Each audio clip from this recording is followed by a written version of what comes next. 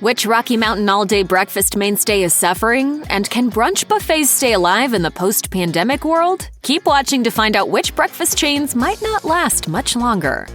The International House of Pancakes, known to most as IHOP, has been a staple for pancake stacks for what feels like forever. Whether you're looking for a replenishing brunch or a late-night snack, IHOP's creative pancake offerings always hit the spot. However, back in October 2020, IHOP announced its plans to close nearly 100 locations across the U.S. via restaurant business. One of the company's franchisees owned 49 IHOP restaurants prior to 2020, when they had to file for bankruptcy, according to FSR magazine. The move came after the company saw sales dwindle by almost 30% in the first half of 2020, with its parent company, Dine Brands, reporting a net income decline of 58.2%. Overall revenue was down 18.7%, hurting the brand per restaurant business.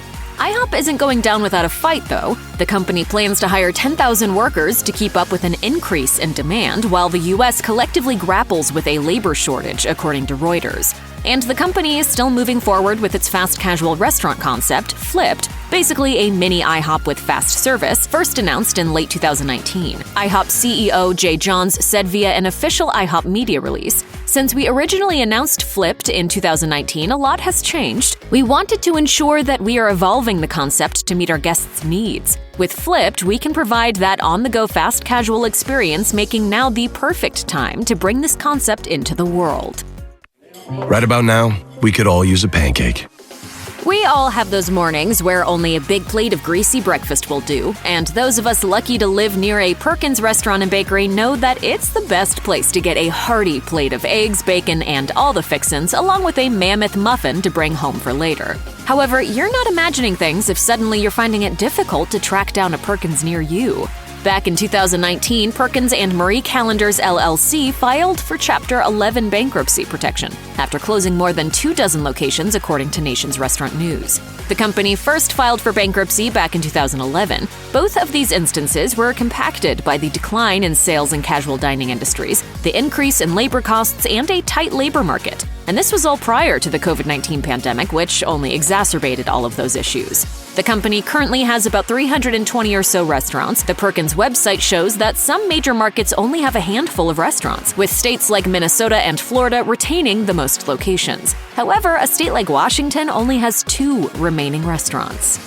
Village Inn, an all-day breakfast restaurant, got its start in Denver, Colorado. While its signature orange sign is a familiar sight around the Rocky Mountain region and a few other states like Florida and Arizona, the restaurants have been quietly disappearing across the U.S. According to Village Inn's website, the company has just over 120 locations listed nationwide, after recently boasting more than 200 locations. The bulk of locations are in Colorado, Florida, and Nebraska, but there are typically fewer than 10 per every state in which the company operates. Since the end of 2019, 61 locations of the chain have closed, with 34 becoming franchises, while the remaining were permanently shuttered, according to FSR magazine. The company reported declining sales and margins since 2017, and it can be expected that, as with most U.S. restaurants, they suffered more during the pandemic. First Watch has found a way to market the stereotypical brunch experience and turn it into a recognizable brand. The chain restaurant serves up a wide variety of menu items, including seasonal pancake specials and avocado toast, as well as a juice bar. Prior to the pandemic in 2019, First Watch had its, quote, best year on record, according to CEO Chris Tomaso via Restaurant Dive. However, the COVID-19 pandemic slowed things down exponentially. The chain closed down all locations temporarily during the pandemic, and there have been reports of locations closing around the country.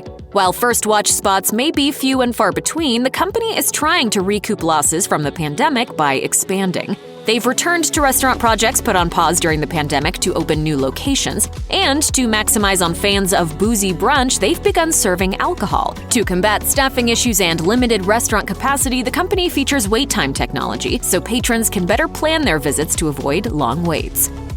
Check out one of our newest videos right here, plus even more mashed videos about your favorite restaurant chains are coming soon. Subscribe to our YouTube channel and hit the bell so you don't miss a single one.